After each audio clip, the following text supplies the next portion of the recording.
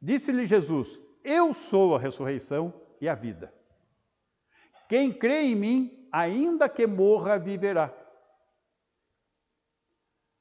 Meus irmãos, se nós não tivermos isto como convicção e certeza incorporado em nosso coração, vai ser muito difícil essa vida. Porque uma certeza nessa vida é a morte. Agora, a certeza da ressurreição só em Cristo. 26.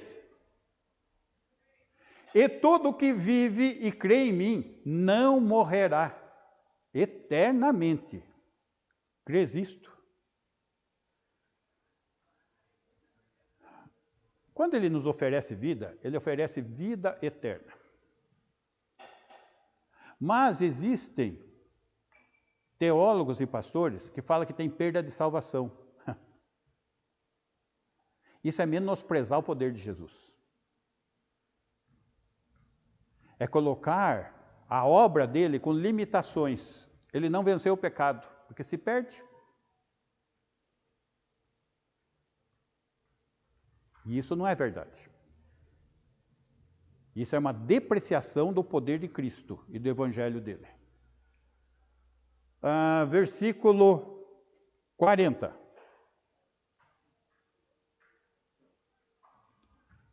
Respondeu-lhe Jesus: não te disse eu que se creres, verás a glória de Deus? Ele falou lá, mas ainda o ambiente estava de muito choro. Se o senhor estivesse aqui, tal, isso não teria acontecido. Enxergando ainda limitadamente o Senhor Jesus. Versículo 43. E tendo dito isto, clamou em alta voz: Lázaro, vem para fora.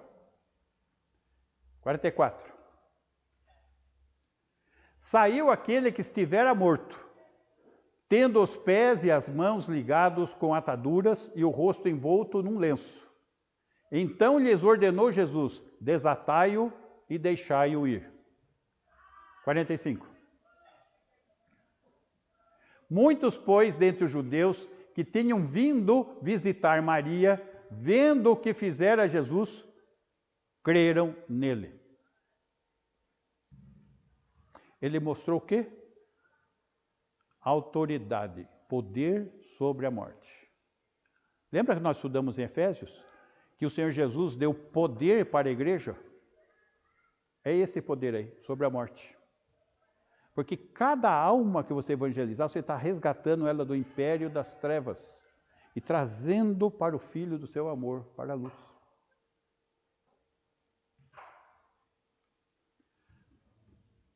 – 47. Então os principais sacerdotes e os fariseus convocaram o sinédrio e disseram: que estamos fazendo, uma vez que este homem opera muitos sinais? Em vez deles se renderem a Cristo, os líderes religiosos, eles se opõem a Cristo. E continua desta maneira, meus irmãos. Não pensem, não. Comece a viver um cristianismo real, comece a pregar Jesus Cristo, comece a falar de vida nova, comece a falar de transformação, comece a falar de... Você está radical e não pense não. Os evangélicos vão te podar. Vão te podar. Versículo 53. Desde aquele dia resolveram matá-lo. Puxa, mas resolveram matar por quê?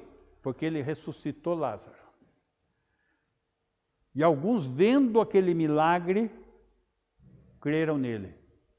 Realmente, ele tem poder sobre a morte. Mas eles não queriam a mensagem dessa. Eles queriam uma estrutura religiosa forte, porém destituída da fé verdadeira. Isso. E é isso que continua ocorrendo no sistema. 1 Coríntios, capítulo 15, quando a igreja nasceu, os problemas já começaram. Versículo 12. A igreja de Corinto já estava rejeitando a questão da ressurreição de Jesus. E o apóstolo Paulo está confrontando a igreja de Corinto. Ora, se é corrente pregar-se que Cristo ressuscitou dentre os mortos, como, pois, afirmam alguns dentre vós que não há ressurreição de mortos? Isso era o seio da igreja de Corinto. Tá? Ele está precisando repreender, advertir aquela igreja, porque eles estavam mais preocupados com a frequência da igreja, lembrando que os gregos falavam que o corpo é a prisão da alma. Então, falar de ressurreição para quem quer estar livre do corpo ia esvaziar a igreja. Mas eles queriam a igreja cheia. Então começaram a rejeitar o quê? A ressurreição de Jesus. 13. E se não há ressurreição de mortos, então Cristo não ressuscitou. 14. E se Cristo não ressuscitou, é vã a nossa pregação e vã a vossa fé. Qual que é a essência do Evangelho? Jesus ressuscitou. E ele estava abrindo mão do quê? Da essência do Evangelho. 15. E somos tidos por falsas testemunhas de Deus, porque temos asseverado contra Deus que ele ressuscitou a Cristo, ao qual ele não ressuscitou, se é certo que os mortos não ressuscitam. Então, o pensamento dele estava sendo uma pregação contrária à obra de Cristo, contrária à mensagem do Evangelho. 16. Porque se os mortos não ressuscitam, também Cristo não ressuscitou. 17. E se Cristo não ressuscitou, é vã a vossa fé, e ainda permaneceis nos vossos pecados. Sem derramamento de sangue, não há perdão de pecados. Era necessário que um justo morresse pelo injusto, para que nós, injustos, tivéssemos salvação pela fé na morte do justo, do Cristo. 18. E ainda mais, os que dormiram em Cristo pereceram. Puxa, e os irmãos que já morreram? Já era. Se Cristo não ressuscitou, já era. 19. Se a nossa esperança em Cristo se limita apenas a esta vida, somos os mais infelizes de todos os homens. Percebam, e é uma coisa que eu sempre falo, as pessoas vivem um cristianismo que parece que a eternidade é aqui na Terra. As coisas são só as coisas daqui, só as coisas da Terra, o pensamento só está limitado aqui a esta vida. Que cristianismo é esse? Que propósito de vida é esse? Que filosofia de vida é esta? 20. Mas, de fato, Cristo ressuscitou dentre os mortos, sendo ele as primícias dos que dormem. Esse termo primícia, ele está ligado a uma festa judaica chamada Festa das Primícias. São os primeiros frutos que são colhidos e são levados ao templo para a adoração de Deus. Então, o lavrador tem que ter confiança que aqueles primeiros frutos, a safra não vai parar ali, vai vir mais. Então ele colhe aqueles primeiros frutos, que são as primícias, para adoração. E o Senhor é a primícia dos que dormem. Ele é o primeiro a vencer a morte, a ter um corpo glorificado, um corpo apropriado para uma vida celestial. Ele é a primícia, ele é o primeiro. 21. Visto que a morte veio por um homem, Adão, também por um homem veio a ressurreição dos mortos, o Senhor Jesus. Essa é a mensagem do Evangelho. Essa é a essência que estão querendo, desde o princípio, calar os pregadores, calar os crentes. E se nós formos crentes fiéis, verdadeiros, dedicados, pregadores, que dão bom testemunho, o que vai acontecer? Não vai ter festa não, gente. Vai sobrar. A igreja do desamor, a igreja dos radicais, a igreja dos fariseus, a igreja dos hipócritas, a igreja pode estar preparado. Pode estar preparado. Agora, se você começar a ouvir muito isso, sinal que nós estamos no caminho certo. Sinal que é por ali mesmo. Rejeitaram Jesus e nós, como discípulos, estamos seguindo suas pegadas e vamos ser rejeitados.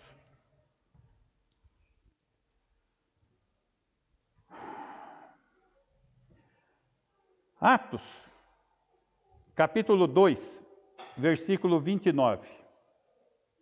Lembrando que o nosso texto ele falou: ressuscitado dentre os mortos, descendente de Davi, segundo o meu evangelho. Vamos entender a questão do descendente de Davi. A gente ouve muito falar do dia de Pentecostes. Falar em línguas no Pentecostes. Gente, as pessoas não se preocupam com o que foi pregado.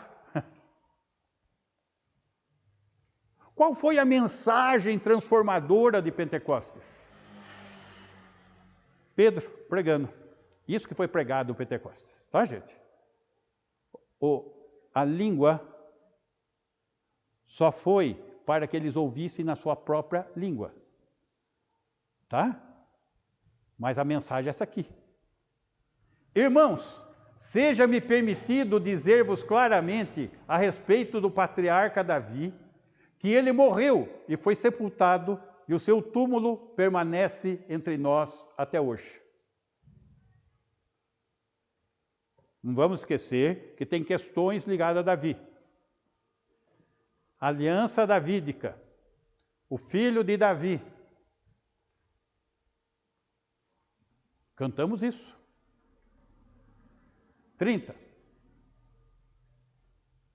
Sabendo, pois, profeta, e sabendo que Deus lhe havia jurado que um dos seus descendentes se assentaria no seu trono. Ele era rei e ele também era profeta. E Deus havia jurado, é isso aqui, ó, aliança davídica, tá? Que um dos seus descendentes, aqui ele já está explicando, porque lá em 2 Samuel 7, 16, que nós já estudamos, lá fala do descendente de Davi que teria um trono eterno. Esse se assentaria no trono. Está falando do quê? Do reino terreno milenar messiânico. 31. Prevendo isto, referiu-se à ressurreição de Cristo, o filho de Davi, o leão da tribo de Judá, que nem foi deixado na morte, nem o seu corpo experimentou corrupção. O corpo dele não apodreceu, conforme a profecia de Salmo 16. 32. A este Jesus, Deus ressuscitou, do que todos nós somos testemunhas. Pentecostes é uma festa judaica. Eles estão lá para a festa de Pentecostes, lá na região do templo. Todos judeus, tá? No máximo que poderia ter ali é algum gentil convertido ao judaísmo, tá? Os prosélitos. 33. Exaltado, pois, à destra de Deus, tendo recebido do Pai a promessa do Espírito Santo, derramou isso que vedes e ouvis. O quê? Aí está explicando. Por que vocês estão vendo e ouvindo as pessoas pregando o Evangelho na sua própria língua materna? É esse o assunto. 34. Porque Davi não subiu aos céus, mas ele mesmo declara: disse o Senhor ao meu Senhor, assenta-te à minha direita. Isso está profetizado lá em Salmo 110. Põe o Salmo 110 aí.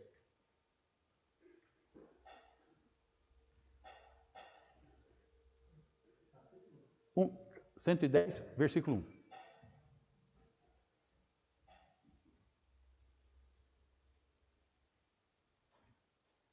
Disse o Senhor ao meu Senhor: assenta-te à minha direita, até que eu ponha os teus inimigos debaixo dos teus pés. Perceba o detalhe. Disse o Senhor, com letra maiúscula, ao meu Senhor, com letra minúscula, Davi: assenta-te à minha direita, até que eu ponha os teus inimigos debaixo dos teus pés. Mas está se referindo a Davi ou ao filho de Davi? Como que nós vamos saber isso? Versículo 4. O Senhor jurou e não se arrependerá. Tu és sacerdote para sempre, segundo a ordem de Melquisedeque. Opa!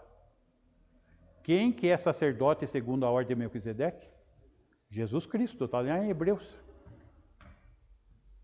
Então, isso está sendo profetizado 1000 anos antes de Jesus ter nascido. Muito bem. Mas, Mateus 22, 41, o próprio Jesus vai estar usando o Salmo 110. Mateus 22, 41. Reunidos os fariseus, interrogou-os Jesus. Então está lá, os fariseus, Jesus, está começando ali uma conversa. 42. Que pensais vós do Cristo?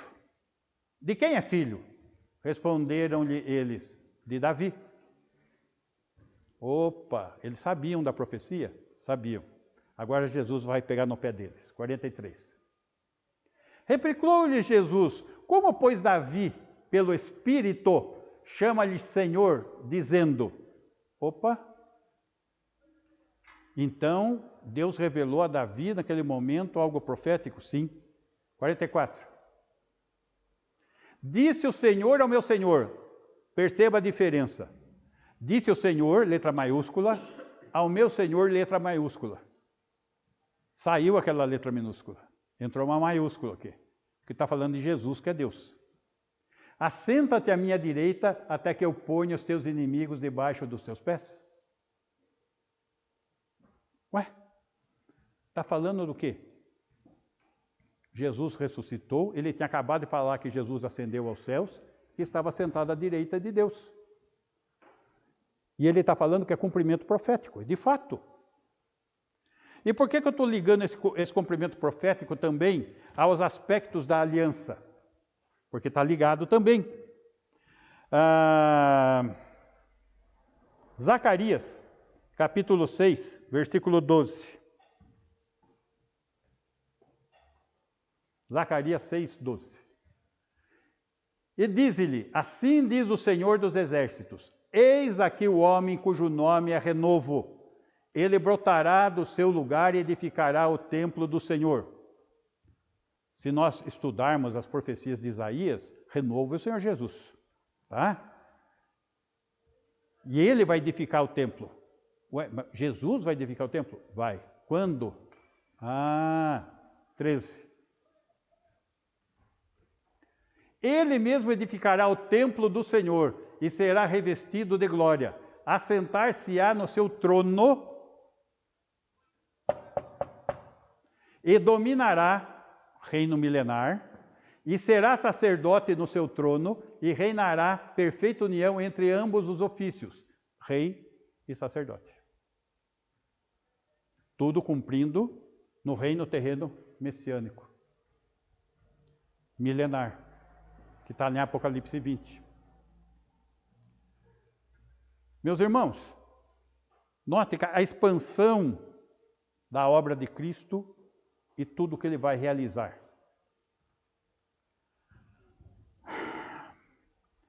Voltando lá no nosso texto,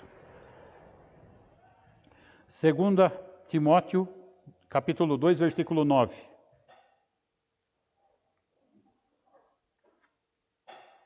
Pelo qual estou sofrendo até algemas como malfeitor, contudo a palavra de Deus não está algemada.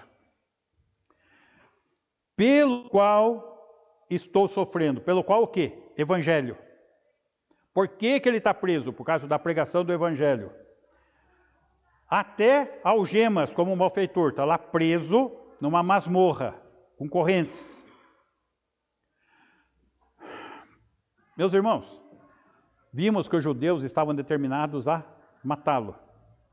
Agora, o Império Romano está determinado a matá-lo também. E ele está numa masmorra romana para receber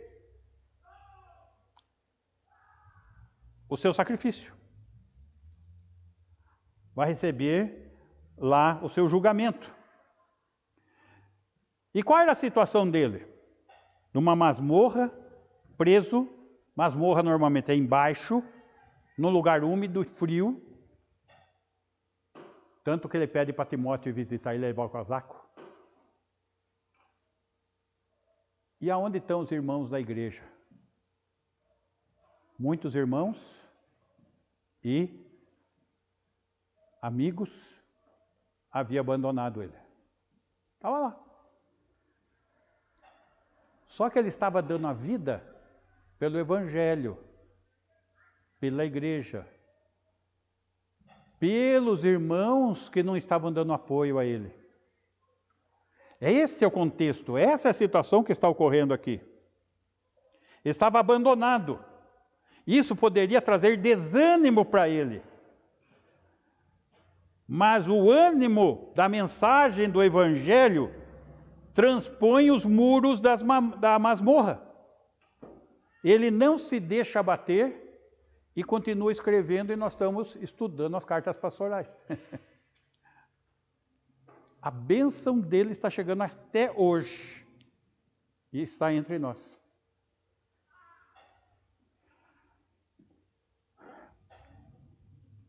A palavra de Deus não está algemada. Isaías 55, versículo 10. Porque assim como descem a chuva e a neve dos céus, e para lá não tornam, sem que primeiro reguem a terra, e a fecundem, e a façam brotar, para dar semente ao semeador e pão ao que come. Está mostrando um aspecto da natureza. Como ilustração do quê? Versículo 11. Assim será a palavra que sair da minha boca. Não voltará para mim vazia, mas fará o que me apraz e prosperará naquilo para que a designei. A palavra não volta vazia. Precisamos pregar, precisamos ter certeza, precisamos ter convicção, precisamos ter ânimo no sofrimento. Meus irmãos, as pessoas abrem mão da verdade do Evangelho por bobagem, por poucas coisas. Ah, eu não vou por causa da minha família. Ah, eu não vou por causa dos meus amigos. Ah, eu não vou porque ser crente não pode tomar um golinho de pinga. Porque, gente, é isso que o pessoal não quer entregar-se a Jesus. Aí abre espaço para as igrejas liberais, que aceita tudo, que pode tudo, está tudo legal, o importante está aqui na igreja, está ouvindo de Deus, quem sabe Deus faz a obra, ainda não é a hora, mas vai chegar. Gente, conversinha. Conversinha. Porque essa hora não chega nunca.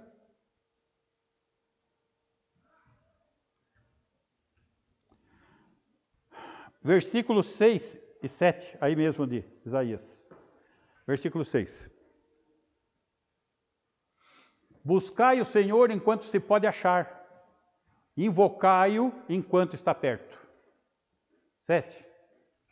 Deixe o perverso o seu caminho, o iníquo os seus pensamentos. Converta-se ao Senhor, que se compadecerá dele, e volte-se para o nosso Deus, porque é rico em perdoar. Ele é rico em perdoar o pecador arrependido. Mas o pecado não fica impune. Ele não aceita o pecador pecando. Tá bom desse jeito, venha como você está, fique assim. Não, isso daí é conversa de evangelho moderninho que quer manter. Isso, na verdade, é aquele barulhinho da serpente que quer manter a pessoa condenada no inferno.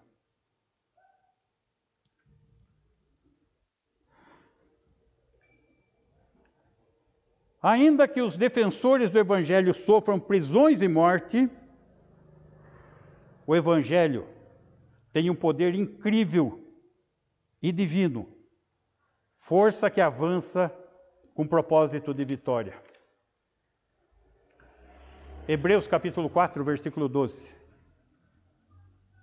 Hebreus 4, 12.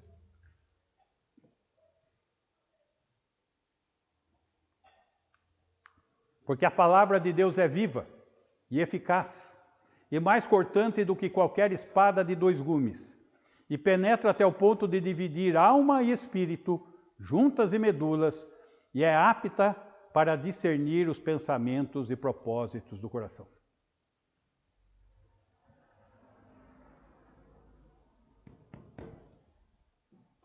A armadura de Deus que é citada em Efésios 6, só tem uma arma de ataque, a espada. O resto tudo é de defesa. E quem tem responsabilidade de usar essa espada, sou eu e você. E o fio dessa espada chama-se Evangelho.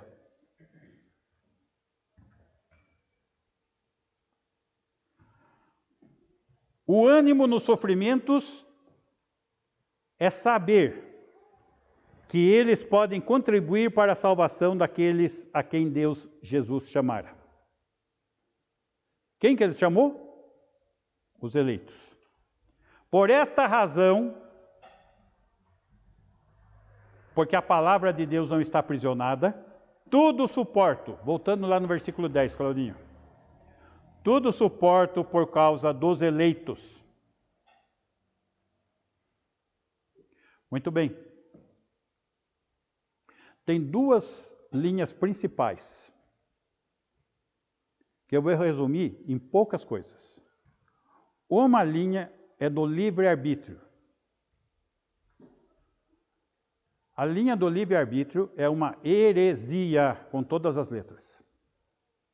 Porque a Bíblia afirma categoricamente que o homem está morto nos seus delitos e pecados, e que o homem é escravo do pecado.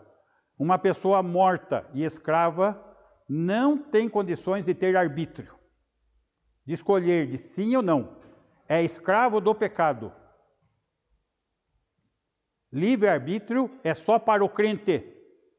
O crente, nascido de novo, habitado pelo Espírito, que tem a palavra de Deus como sua fonte de alimentação, esse tem o arbítrio de pecar ou não. Então, essa história de livre-arbítrio para o incrédulo não existe. Muito bem. Mas só que eles querem negar a eleição. Só que, vamos entender, eleição, o que é eleição? Eleição é o ato pelo qual Deus escolhe homens para si mesmo. Deus escolhe homens para si mesmo. E predestinação é o ato determinativo de Deus quanto ao destino dos que ele escolheu. Essas duas coisas caminham juntas. Vamos só recordar, Efésios capítulo 1, versículo 4, que toda a pregação eu falo. Efésios 1, 4. Assim como nos escolheu, quem? O Pai, nele, no Pai, antes da fundação do mundo, antes de existir tudo, para sermos santos e irrepreensíveis perante Ele. Perante quem? O Pai. E em amor, versículo 5. E em amor nos predestinou para Ele, para o Pai, para a adoção de filhos. Lembra que o homem natural é filho do diabo. Então, são filhos adotados, porque o Senhor os escolheu, os elegeu e predestinou, por meio de Jesus Cristo, segundo o beneplácito de sua vontade. Muito bem. Escolheu e predestinou. Essas pessoas entraram num relacionamento íntimo com o Senhor antes de existirem, antes da fundação do mundo. Ou seja, ele não escolheu ninguém com base no seu comportamento futuro. Que tem uma outra linha que diz isso. Deus, por ser onisciente, ele sabia quem iam ser os bonzinhos e separou para ele os bonzinhos. Gente, isso é mérito, é salvação por obras.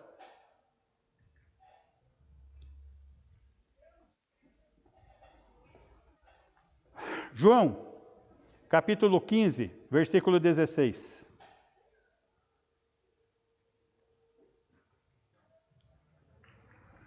Não fostes vós que me escolhestes a mim. Opa, onde fica o livre-arbítrio?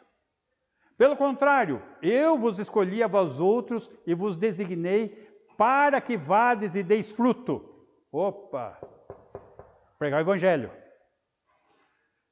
E o vosso fruto permaneça, a fim de que tudo quanto pedirdes ao Pai em meu nome, Ele vô-la conceda. Ou seja, o Senhor escolheu, o Senhor predestinou, e a eleição é iniciativa de Deus. Não para aí. Tito, capítulo 1, versículo 1. Já vimos esse, mas vamos relembrar.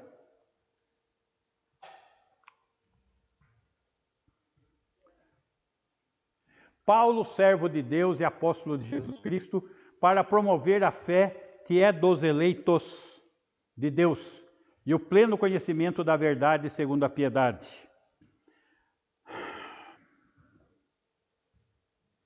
Predestinação. Ele pregava para todos, como nós devemos pregar para todos. Mas somente os eleitos recebem de Deus a graça salvadora. É mais ou menos como procurar diamante, procurar pedras preciosas. Nós não sabemos aonde está, mas elas estão por aí. Nós precisamos achar.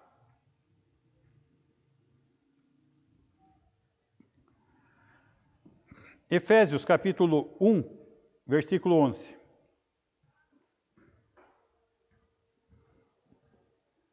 Efésios 1, 11.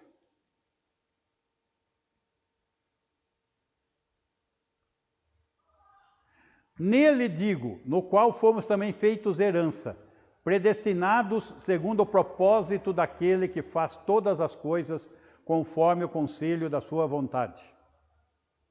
Como que ele elege? Como que ele predestina? Segundo o conselho da vontade dele. Como que ele predestinou? Como que ele tornou esses homens herdeiros? Segundo o conselho da sua vontade. Mas só que alguns experts acham que sabem mais do que Deus. Julgam a Deus. Por que que aquele fulano que vivia caído para guia aí se converteu e hoje é um filho de Deus? E aquele outro tão bonzinho que ajuda todo mundo, não faz nada de errado, por que que ele ainda permanece? Gente, estão julgando a Deus.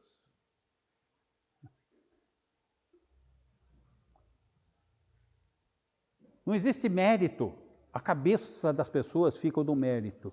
No mérito. É graça. É eleição. É predestinação.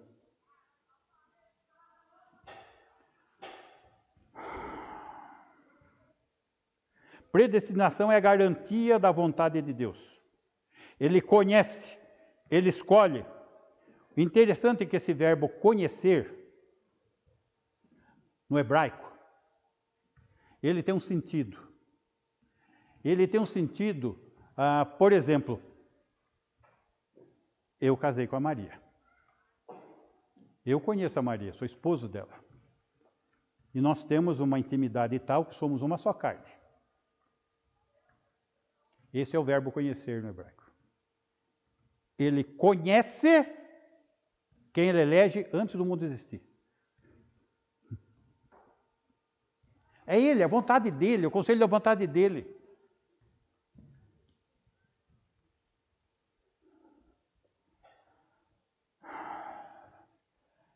Romanos, capítulo 8, estamos terminando? Versículo 29.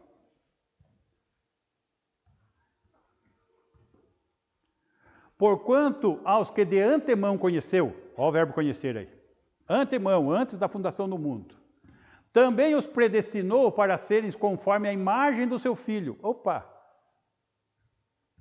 Para ter intimidade tem que fazer parte da família. E tem que ser filho de Deus. E para ser filho de Deus, tem que ser conforme a imagem de Jesus, que é seu filho. A fim de que ele seja o primogênito entre muitos irmãos. Ele é o primeiro. Ele é o primeiro a vencer a morte, a primícia, como vimos. Entre muitos irmãos, muitos que virão a crer. 30. E aos que predestinou, a esses também chamou. As minhas ovelhas ouvem a minha voz. E aos que chamou, a esses também justificou. Ou seja, ele chama ovelhas perdidas para o aprisco.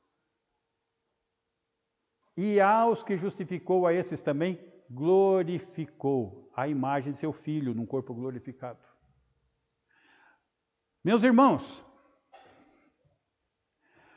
conforme a imagem de Jesus, no físico também, um corpo glorificado.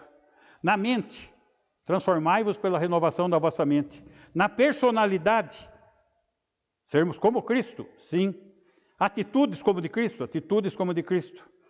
Coração como de Cristo, coração como de Cristo.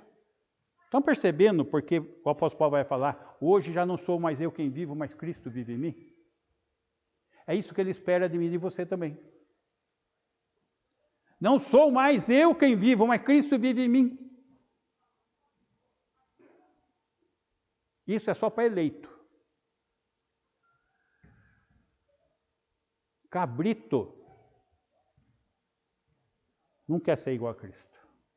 Cabrito se satisfaz com religião. Cabrito se satisfaz com máscara de hipocrisia.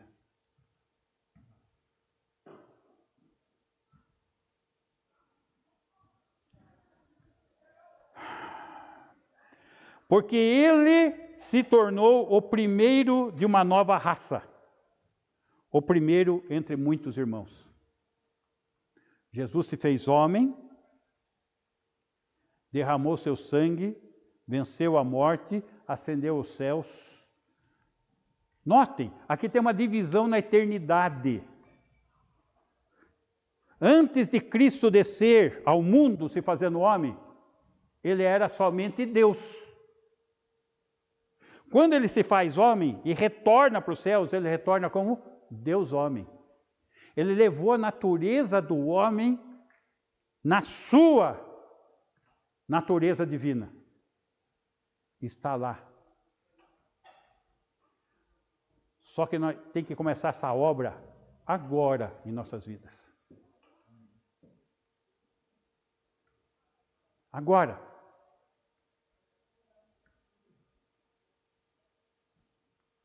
Estamos ainda longe disso. Precisamos nos empenhar quanto a isso. E esse empenho é um empenho de fé, de entrega, de direção do Espírito, de conhecer a palavra, manusear a palavra. Você quer entrar em guerra, não sabe nem pegar numa espada.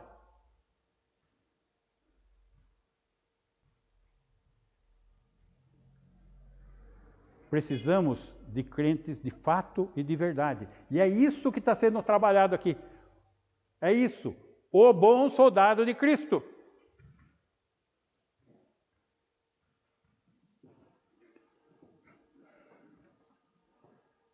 Essa é a tarefa. E precisamos buscá-la intensamente.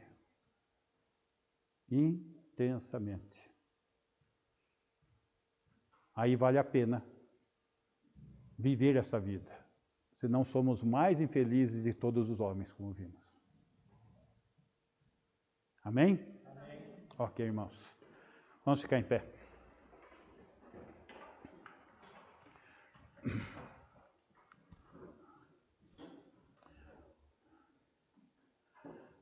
Senhor, agradecemos pela Tua palavra, que é viva, que é poderosa, que é alimento para as nossas almas, que conforta também, Senhor, a nossa fé, nos dando esperança viva e eterna.